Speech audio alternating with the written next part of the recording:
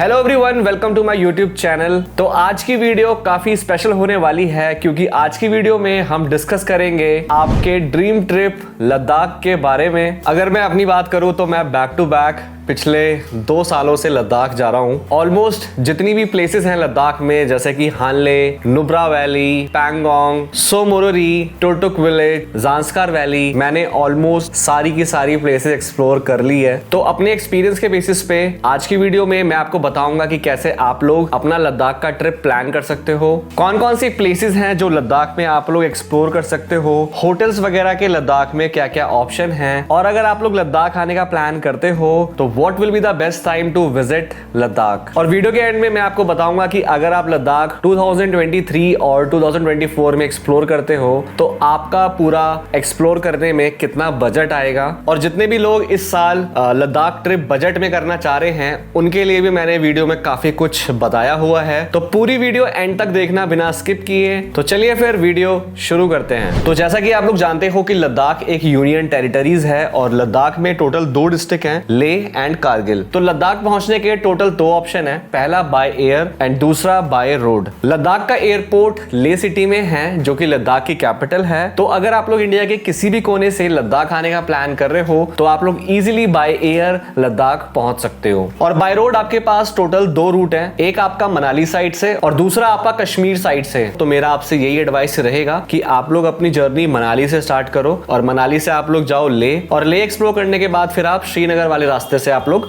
वापस आ जाओ। जाने को आप श्रीनगर वाले से भी जा सकते हो, बट जो मनाली से लेह का हाईवे है वो थोड़ा टफ है और अभी कई जगह ना कंस्ट्रक्शन का काम चल रहा है, और अगर रोड कंडीशन में बताऊं तो एवरेज है। तो मेरा आपसे यही सजेशन रहेगा कि आप अगर मनाली से लेह वाला पहले करते हो तो ज्यादा आपके लिए कन्वीनियंट रहेगा। अगर बात करें मनाली से लेह के रूट के बारे में तो मनाली से अटल टनल होते हुए आप लोग पहुंच जाओगे सिसु, जहां पे फेमस वाटरफॉल है, आप लोग वो एंजॉय कर सकते हो। और सिसु से ड्राइव करने के बाद आप लोग पहुंच जाओगे जिस्पा, जहां पे आपको काफी सारे स्टेज के ऑप्शन मिल जाएंगे, तो आप लोग यहाँ पे स्टे कर सकते हो। जिस्पा के बाद आएगा आपका पहला हाई पास जिसका नाम है बाराचा लाचा पास, और इसकी हाइट है अराउंड 16,000 फीट। और बाराचा लाचा पास क्रॉस करने के बाद अराउंड 32 किलोमीटर दूर आपको पड़ेगा सरचू, जहां पे आपको खाने पीने के ऑप्शंस मिल जाएंगे और आपको यहाँ पे स्टेज वगैरह के ऑप्शंस मिल जाएंगे। और अगर आप चाहो तो यहाँ पे 250-300 रुपए देके आप लोग किसी भी ढाबे में स्टे कर सकते हो, जो आपको काफी बजट में पड़ेगा। और जैसे ही आप सरचू से आगे निकलोगे आपको मिलेंगे ब्यूटीफुल घाटा लूप्स, और घाटा लूप्स क्रॉस करने के बाद आपका आएगा मनाली लेह हाईवे का सेकंड हाई पास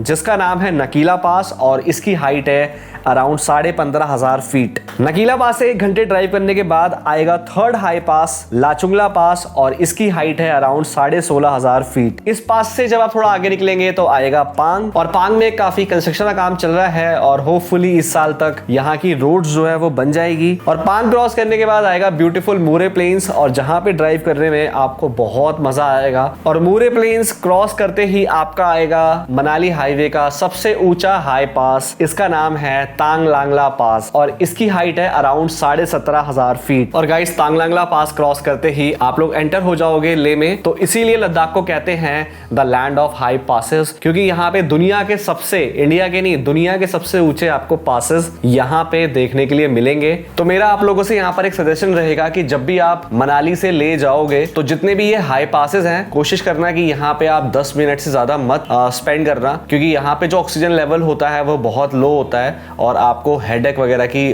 प्रॉब्लम या डिजीनेस की प्रॉब्लम हो सकती है। तो इसलिए जल्दी से फोटो वोटो लेना और अपना जो है आगे निकल जाना। जितने भी आप में से लोग बाय कार या फिर बाय बाइक जाने का प्लान कर रहे हैं तो कोशिश करना कि आप लोग अपना टैंक मनाली में फुल करा लेना। और अगर आप लोग बाय बाइक जा रहे हो तो आप लोग केन में पेट्रोल ले लेना, क्योंकि आपको जो लास्ट पेट्रोल पंप है वो केलोंग से पहले मिलेगा, और उसके बाद कोई भी पेट्रोल पंप नहीं है, आपको फिर उसके बाद लेह में ही जाके पेट्रोल पंप मिलेगा। और आप लोग अपने साथ first aid kit, puncture kit, छोटे मोटे खाने पीने के सामान, ये सब अपने साथ आप लोग जरूर कैरी करके जाना, क्योंकि हो सकता है कि आपको 20 किलोमीटर 30 किलोमीटर के आसपास कोई खाने पीने का सामान ना मिले। जितने भी हमारे बजट ट्रैवलर्स हैं जो कि पब्लिक ट्रांसपोर्ट से ले जाने की सोच रहे हो, तो मनाली से ले के बीच में HRTC और HPTDC की बस चलती है। HRTC की जो बस है वो ऑर्डिनरी है, और जो आपकी HPTDC की बस है वो आपकी सेमी डिलक्स बस है। और अगर हम बात करें अपने सेकंड रूट की जो कि है लेह टू श्रीनगर, तो जब आप लेह से निकलोगे श्रीनगर के लिए तो सबसे पहले आप लोग अपनी जो जर्नी है वो स्टार्ट करोगे निम्मू वैली से, जहां पे इंडस और ज़ांस्कार वैली का संगम होता है। और निमू वैली क्रॉस करने के बाद जैसे ही आप आगे बढ़ोगे आपको मिलेगी रास्ते में लामा यूरी मोनेस्ट्री, जो कि है 11,500 फीट की ऊंचाई पे।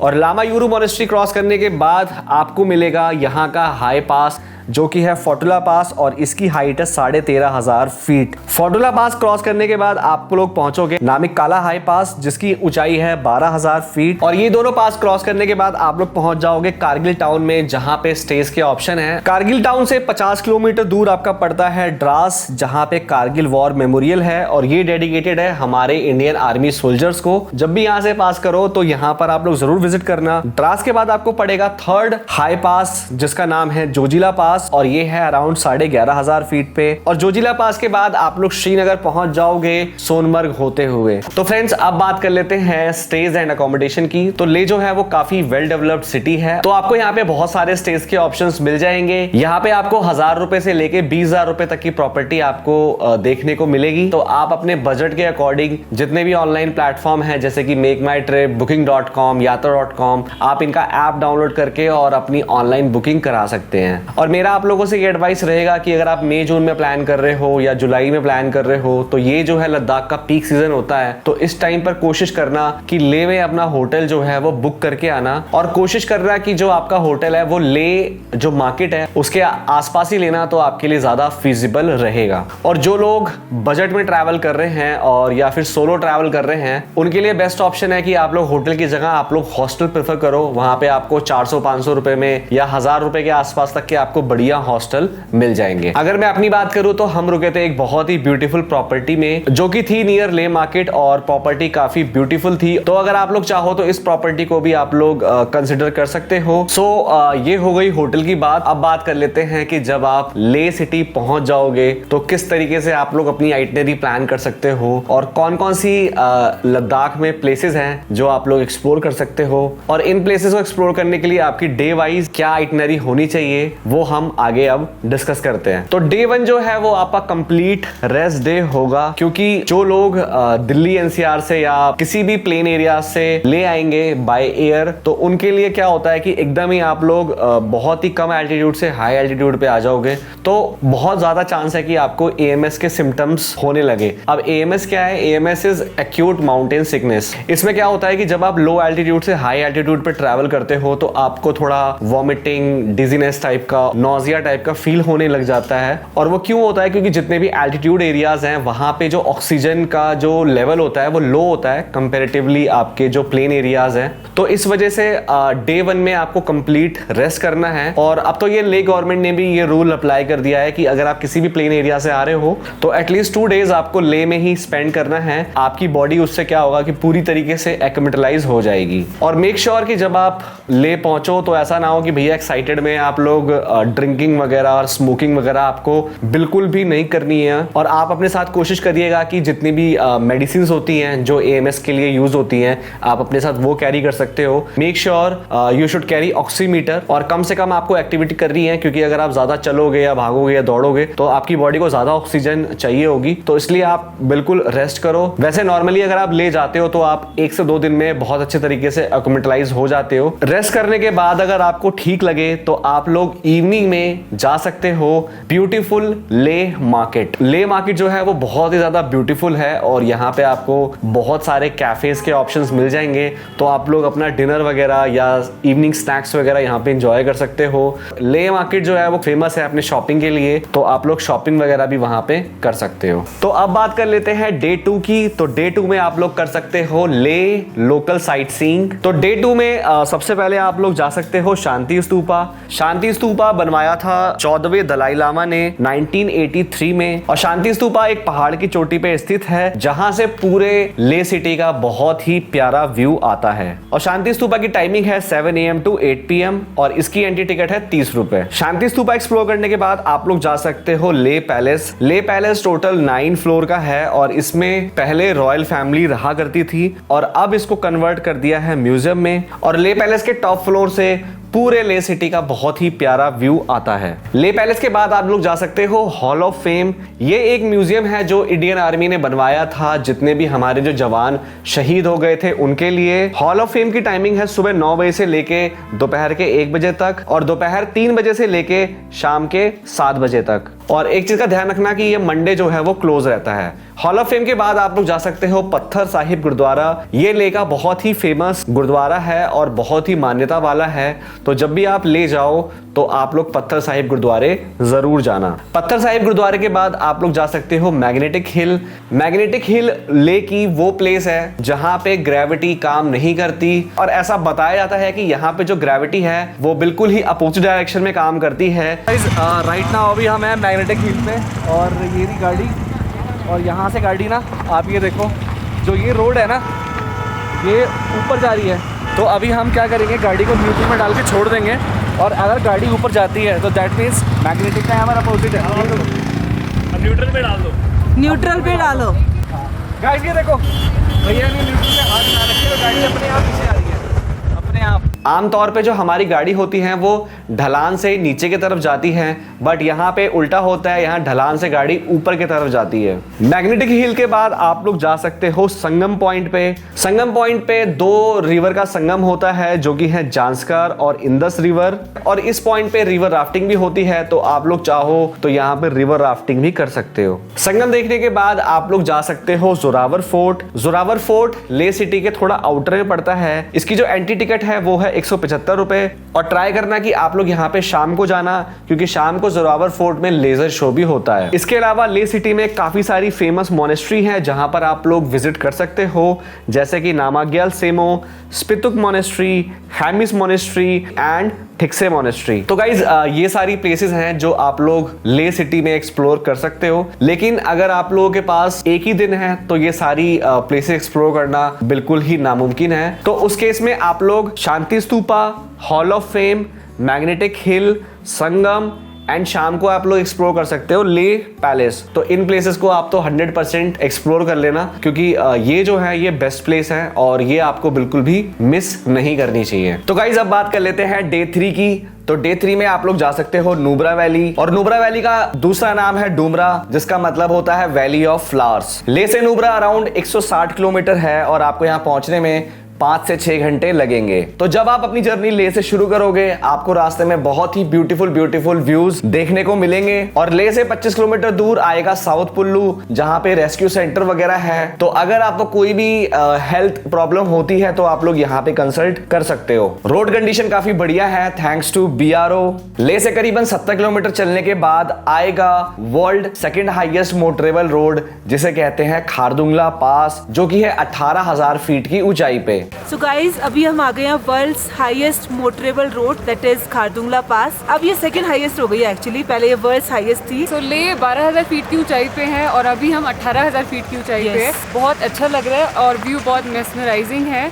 थोड़ा ऑक्सीजन की प्रॉब्लम हो सकती है, हमें नहीं हुई बिकॉज हम पानी पीते हुए आ रहे हैं और विश्वास नहीं हो रहा we are on the top of the world. हमें विश्वास नहीं हो रहा we are on the top of the world. बहुत अच्छा लग रहा है, और ब्रेड टेकिंग व्यू है, ब्रेड टेकिंग रियल में भी है क्योंकि सांस कम आता है। तो यहाँ पर एक मोनेस्ट्री भी है, शिव जी का मंदिर है, बाकी ज़्यादा प्रॉब्लम नहीं होगी क्योंकि यहाँ पर मेडिकल हेल्प भी अवेलेबल है। एंड बाकी यहाँ पर वर्ल्ड का हाईएस्ट कैफे भी है। हम सोच रहे हैं जाने का, बट ज़्यादा देर रुकने के लिए यहाँ पे मना करते हैं, ब्रीदिंग इश्यूज हो सकते हैं, ऑक्सीजन कम है, बट अगर आप चाहते हो तो जा सकते हो। क्लीन है, बहुत अच्छा है। खारदुंगला पास क्रॉस करने के बाद और अराउंड 15 किलोमीटर ड्राइव के बाद आपका आएगा नॉर्थ पुल्लू, और नॉर्थ पुल्लू पे आपको काफी सारे फूड ऑप्शंस मिल जाएंगे, तो आप यहाँ पर अपना लंच या फिर स्नैक्स वगैरह कर सकते हो। और यहाँ पे आपको श्योक रिवर का काफी ब्यूटीफुल व्यू भी देखने को मिलेगा। नॉर्थ पुल्लू से अराउंड 20 से 25 किलोमीटर ड्राइव करने के बाद आप पहुंच जाओगे मिल्खा पॉइंट पे। ये वो जगह है जहां पे भाग मिल्खा भाग की शूटिंग हुई थी, और यहाँ पे आप कुछ एडवेंचर एक्टिविटी भी कर सकते हो, जैसे कि ATV राइड और जिप लाइन। और जब हम गए थे तो हमने वहां पे ATV राइड किया था और काफी मतलब बढ़िया एक्सपीरियंस है। तो अगर आप लोग ATV राइड करना चाहते हो तो this is the best point. और यहाँ से करीबन आधे से 1 घंटे ड्राइव करने के बाद आप लोग पहुंच जाओगे डिस्किट विलेज में।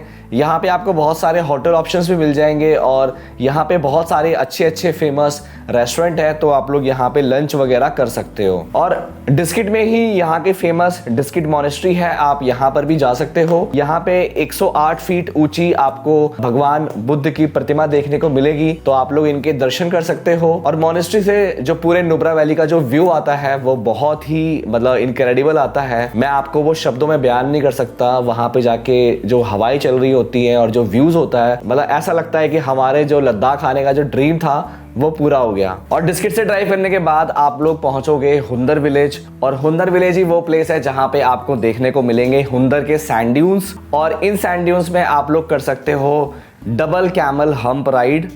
चलो जी, video start now.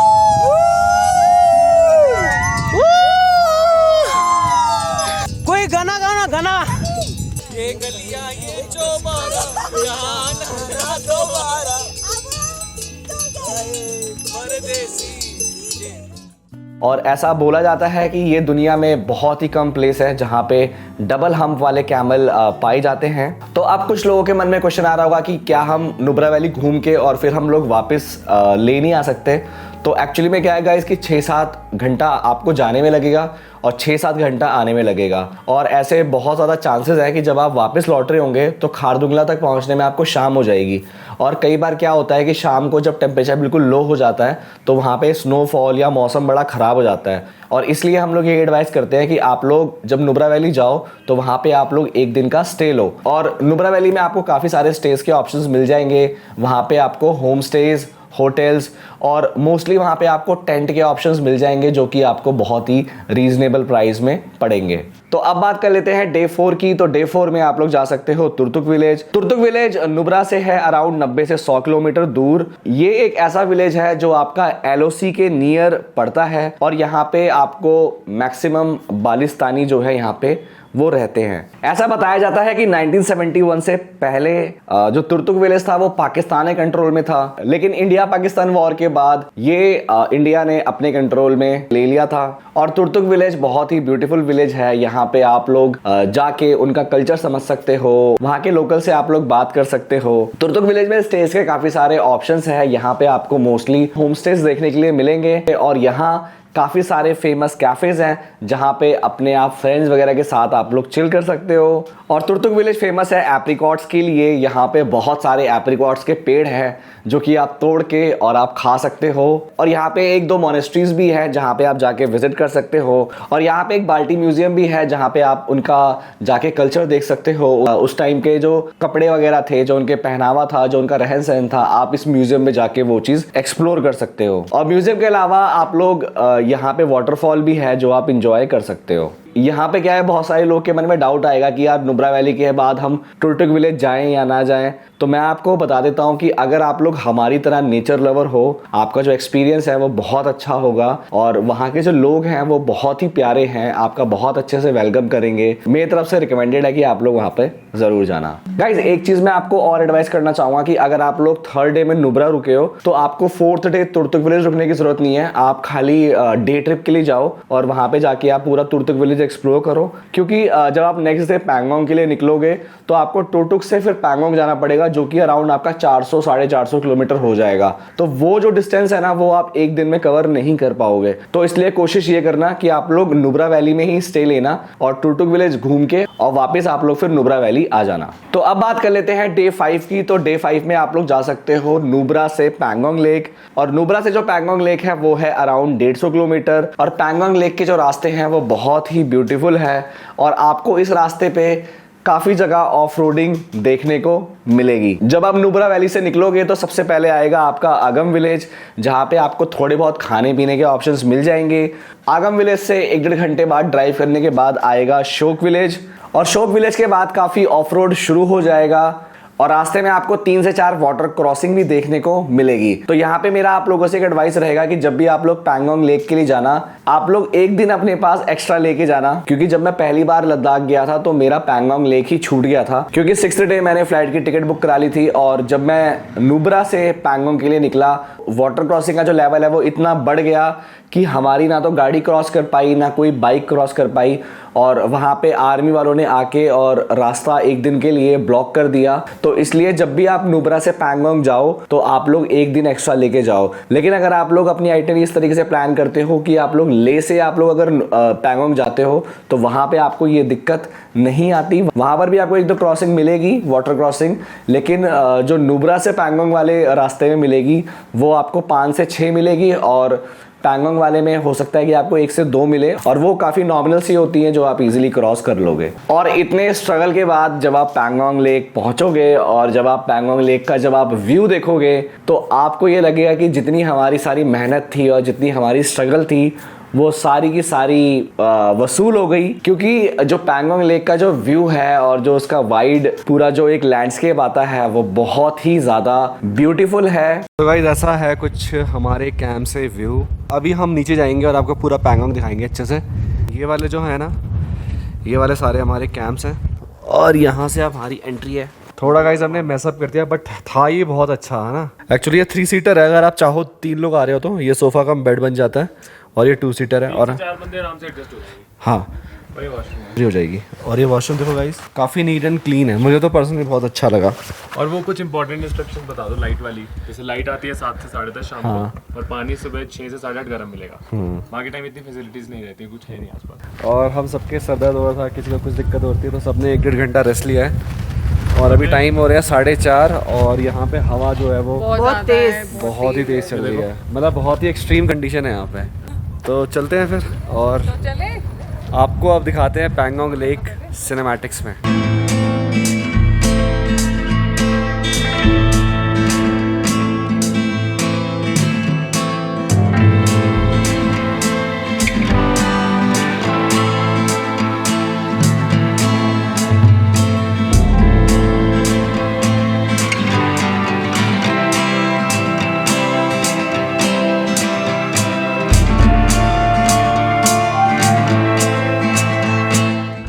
Guys finally इस व्यू को देखो, कितनी ब्यूटीफुल लेक है ये।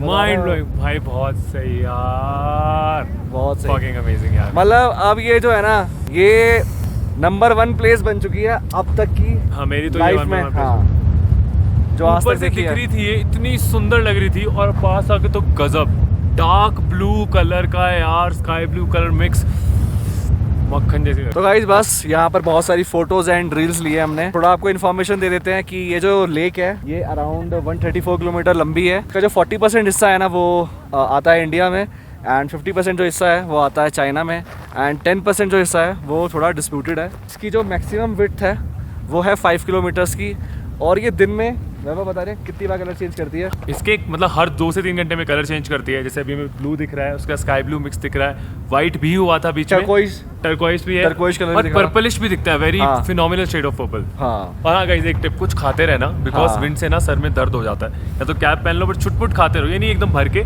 Keep eating something in between. और पैंगोंग लेक के आसपास काफी सारे विलेज हैं जैसे कि लुकुम विलेज, स्पांगमेक विलेज, मान विलेज, मुराक विलेज और सबसे आपका लास्ट में पड़ता है चुसुल विलेज। तो आप इन सारे विलेज में काफ़ी सारे आपको स्टेज के ऑप्शन मिल जाएंगे। मैक्सिमम यहाँ पे आपको टेंट मिलेंगे जहाँ पे आप लोग स्टे कर सकते हो। ये हमारे बबलू जो भाई जहाँ हम कैंप में रुके थे तो ये उसके शेफ़ हैं और खाना जो है ना मतलब एक नंबर। मैंने बहुत जगह ट्रैवलिंग की है लेकिन इससे अच्छा खाना मैंने आज तक नहीं खाया। पास्ता खा लो आप ब्रेड पकौड़ा खा लो, ब्रेड पकौड़ा खा लो आप क्या, और रात में पोहा भी था, दाल मखनी और पकोड़े कितने अच्छे थे यार, पकौड़े बहुत अच्छे थे। तो गाइस अगर आप लोग चाय भी पैंगोंग लेक आने की सोच रहे हो ना तो P3 camp is the best camp जहाँ पे आप आ सकते हो। पैंगोंग लेक पे फिलहाल कोई भी नेटवर्क कनेक्शन नहीं आता है और यहाँ पे लाइट शाम के 6 बजे से लेके रात के 10-11 बजे तक रहती है। और पैंगोंग लेक में बहुत सारी मूवी की शूटिंग हुई है जैसे कि 3 इडियट, जब तक है जान। जो लोग लद्दाख में या जून में प्लान कर रहे हैं उनके लिए मेरा यही एडवाइस रहेगा कि पहले से ही आप लोग नुब्रा और पैंगोंग में स्टे अपना बुक करा के जाना, क्योंकि जब आप पीक सीजन में जाते हो तो वहाँ पे स्टेज ढूंढने में बहुत परेशानी होती है। आप ऑलरेडी इतनी लंबी लंबी रोड ट्रिप करके आप लोग पैंगोंग पहुँचोगे या नुब्रा वैली पहुँचोगे और फिर वहाँ पे जाके स्टेज ढूंढना तो काफ़ी मतलब बहुत ही मुश्किल हो जाता है। तो मेरा आपको यही एडवाइस रहेगा कि आप लोग अपना स्टे जो है वो प्री बुक करा के जाना। तो पैंगोंग लेक पूरा एक्सप्लोर करने के बाद डे 6 में आपके पास 2 ऑप्शन है, या तो आप लोग वापस ले जा सकते हो या फिर आप लोग हानले और सो मोरिरी जाके एक्सप्लोर कर सकते हो। तो जितने भी लोग एक हफ्ते के लिए लद्दाख आए हैं वो 6 डे वापस आप लोग ले चले जाना। लेकिन अगर आप लोग 8 से 9 दिन अगर निकाल सकते हो तो मेरा एडवाइस रहेगा कि आप हानले और सो मोरिरी भी अपने आइटनरी में ऐड आप लोग कर सकते हो। पैंगोंग से जो ले का डिस्टेंस है वो है अराउंड 227 किलोमीटर। जब आप पैंगोंग से निकलोगे तो थोड़े रोड्स खराब हैं, लेकिन व्यूज जो है वो काफी अमेजिंग है। और रास्ते में आपको एक छोटी सी लेक भी मिलेगी और लेक के पास में ही रेस्टोरेंट है, आप अपना वहां लंच वगैरह कर सकते हो। और लेक से अराउंड 1.5 से 2 घंटे ड्राइव करने के बाद आप पहुंचोगे world's 3rd highest motorable road जो कि है चांगला पास। और यहां से भी जो नजारे हैं वो बहुत ही ब्यूटीफुल हैं और मे भी हो सकता है कि यहाँ पे आपको स्नो वगैरह देखने को मिले।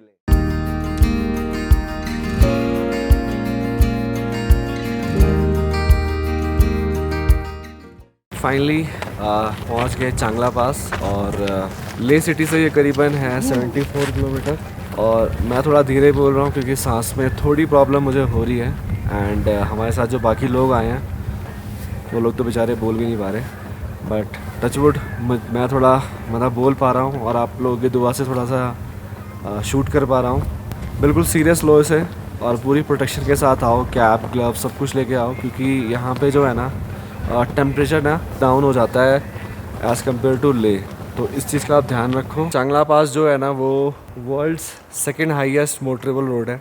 और एक बहुत इंटरेस्टिंग बात पता चली है कि ये जो बस है ना ये आपका चलती है फ्रॉम ले टू पैंगोंग, तो आप बस से भी आ सकते हो। एंड चांगला पास से अराउंड 1 से 1.5 घंटे ड्राइव करने के बाद आप लोग ले पहुंच जाओगे। तो गाइज आप लोग 6th डे के अगर आप रुकते रुकाते जाते हो तो आप लोग शाम तक या फिर 3-4 बजे तक आप लोग ले पहुंच जाओगे। और उस दिन फिर आप लोग अपना इवनिंग में चाहो तो दोबारा से आप लोग ले मार्केट वगैरह जा सकते हो। और 7th डे फिर आप लोग फ्लाइट पकड़ के आप अपने अपने शहरों में जा सकते हो। बट जो लोग हमारी तरह कुछ ज्यादा ही एडवेंचरस हैं तो आप लोग 6th डे में जा सकते हो पैंगोंग से हानले। पैंगोंग से जो हानले का डिस्टेंस है वो है अराउंड 300 किलोमीटर। और जब आप हानले जाओगे तो ये होने वाला है आपका बेस्ट रोड ट्रिप एवर, क्योंकि हानले के जो रास्ते हैं वो बहुत ही ज्यादा ब्यूटीफुल हैं। मतलब मेरे पूरे लद्दाख ट्रिप की जो सबसे बढ़िया रोड ट्रिप है वो हानले की है। और यहाँ पे आपको काफी ब्यूटीफुल लैंडस्केप देखने को भी मिलेंगे। तो अगर आप लोग 1-2 दिन एक्स्ट्रा निकाल सकते हो तो मेरी तरफ से ये हाईली रिकमेंडेड है कि हानले को अपनी आइटनरी में जरूर ऐड कर लेना। हानले जाते हुए आपको रास्ते में पड़ेगा रिजांगला मेमोरियल। ये मेमोरियल डेडिकेटेड है इंडियन सोल्जर को जो शहीद हो गए थे इंडिया वर्सेस चाइना के वार के दौरान, जो कि हुई थी 1962 में। तो जब आप इस मेमोरियल में जाओगे आपको पता चलेगा कि कैसे 120 इंडियन सोल्जर ने 1000 से ज्यादा चाइनीज सोल्जर को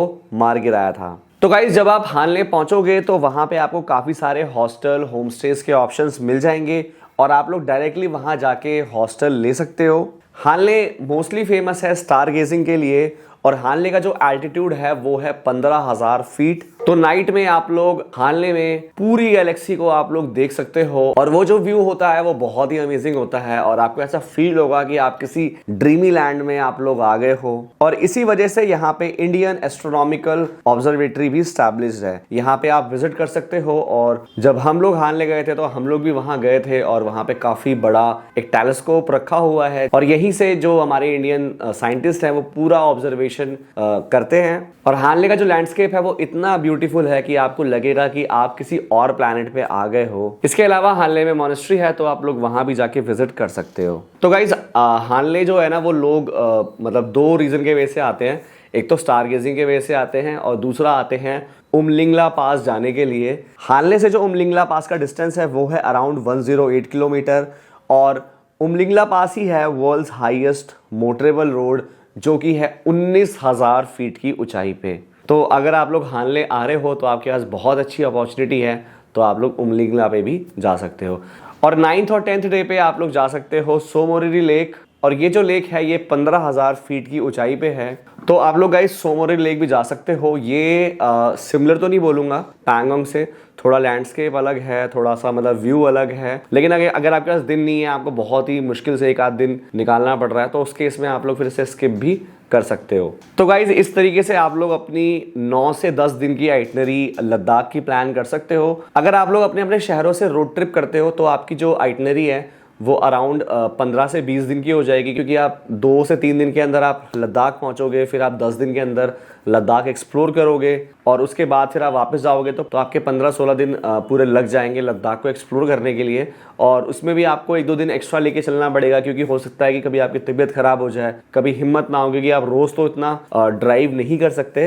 लेकिन अगर आप हमारी तरह वर्किंग हो या फ्लाइट वगैरह से आ रहे हो, आप लोग ले नुब्रा एंड पैंगोंग वाला सर्किट कंप्लीट करके फिर आप लोग अपने अपने शहरों में जा सकते हो। तो इस तरीके से कुछ आप लद्दाख की आइटनरी प्लान कर सकते हो। अगर बात करें फूड की, तो लद्दाख में आपको हर जगह पर ढाबे हैं, रेस्टोरेंट हैं, आपको फूड वगैरह की कोई दिक्कत नहीं है, रहने की यहाँ पे कोई दिक्कत नहीं है। अगर बात करें क्लोथिंग की, तो मई से लेकर आपका अगस्त सितंबर तक तो दिन में तो टेम्परेचर ऐसा होता है कि आप टी शर्ट पहन के भी घूम सकते हो, लेकिन जैसी शाम होती है, जैसी सूरज डाउन जाता है, तो आपको जैकेट आपको चाहिए होगी वहाँ पे, तो आप लोग अपने विंटर क्लोथ्स जो हैं वो आपको लोग लेके जाइएगा। बाकी अगर नेटवर्क की बात करें तो लद्दाख में आपका कोई भी प्रीपेड सिम नहीं चलती है, वहाँ पे आपको पोस्टपेड सिम ले जानी पड़ेगी, चाहे आपके पास जियो की हो, एयरटेल की हो, BSNL की हो, ये तीनों सिम वहाँ पे चलती हैं, लेकिन पोस्टपेड। अगर बात करें कि बेस्ट टाइम क्या होगा लद्दाख जाने के लिए, तो लद्दाख जाने का जो बेस्ट टाइम रहता है वो मई से लेके अगस्त, सितंबर और अक्टूबर तक जो है आपका बेस्ट टाइम रहता है। बाकी अगर